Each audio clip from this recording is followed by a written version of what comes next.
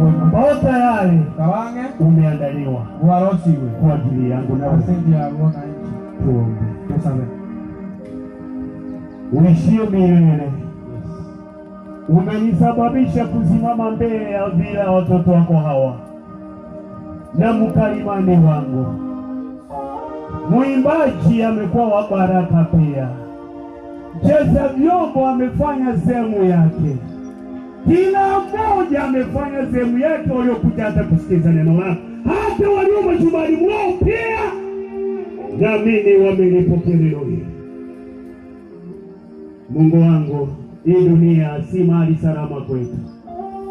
Kuharibiwa kweli, tumeona visa vingi vinavyokuelezea mwisho wa dunia.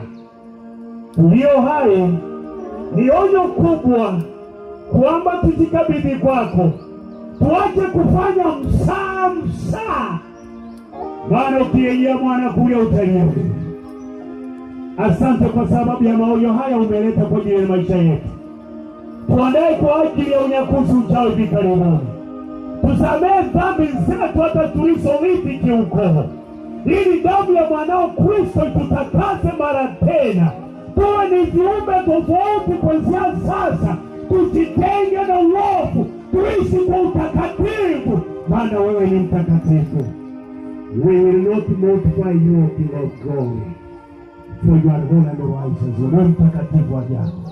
Tubariki tunapoelekea kwa kiwango kingine. Sifa na utukufu ni katika jina la Yesu tunaomba na kuamini. Amen. Amen.